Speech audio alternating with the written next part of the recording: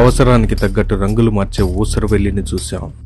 అదే ఊసరవెల్లి ప్లేస్లో మనిషి ఉంటే అదే కొడాలి నాని. 2019లో టీడీపీ తరపున దేవినేని అవినాష్ గుడివాడలో పోటీ చేసినప్పుడు అవినాష్ గురించి అప్పుడు ఏం మాట్లాడాడో చూడండి. నన్ను ఓడించడానికి విజయవాడ నుంచి మరి గోండాగిరి అద్దలారులో డబ్బు సంపాదించినటువంటి దేవినేని నెహ్రూ కొడుకు దేవినేని అవినాష్ తీసుకొచ్చి ఇక్కడ పెట్టాడు. వీళ్ళు నా గురించి చెబుతున్నారు కులాలను అడ్డం పెట్టుకుని రాజకీయాలు చేస్తానని చెప్పి.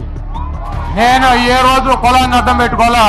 నీ బాబు దేవినేని నెహ్రూ వంగమీటి మోహన్ రంగారావుని అత్యంత కిరాతకంగా నిరాహార దీక్షలు దారుణంగా చంపి ఆయన చంపడమే కాదు, ఆయన అనుచరులు బతుకుంటే ఈ ప్రాణానికి హాని ఉంటుందని చెప్పి ఆయన అనుచరులను కూడా చాలా ఘోరంగా అనేక కులాలకు చెందినటువంటి వ్యక్తుల్ని వేటాడి చంపినటువంటి గనుడు దేవినేని నెహ్రూ గారు.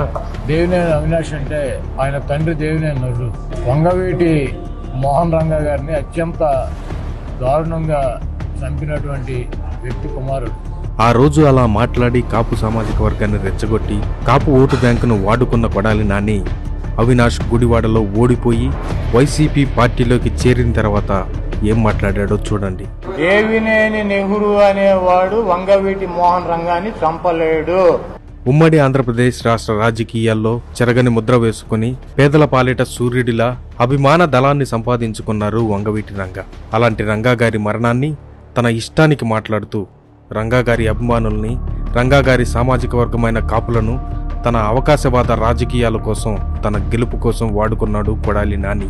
నా కాపు సోదరులారా, ఇలాంటి అవకాశవాద రాజకీయ కుట్రల కోసం రంగాగారిపై మనకున్న అభిమానాన్ని అమ్ముకుందామా? కాపులను నోటుకొచ్చినట్లు తిట్టే ఈ కొడాలి నానికి మన ఓట్లు మాత్రమే కావాలి. అవసరానికి అమ్మ, అవసరం తీరిన తర్వాత నీ అమ్మ అని మాట్లాడే ఈ కంపు నోటికి ఇక తాళం వేద్దాం. ఈసారి ఈ దగాకోరు వలలో అస్సలు పడొద్దు. ఇంకా ఎంతకాలం ఈ దుర్మార్గులకు కొమ్ము కాస్తాం? మన గురించి, మన బిడ్డల భవిష్యత్తు గురించి కొంచెం కూడా పట్టింపు లేకుండా మన అభిమానాన్ని, మన వర్గాన్ని పావులుగా వాడుకునే ఈ కొడాలి నానిని తరిమి కొడదాం.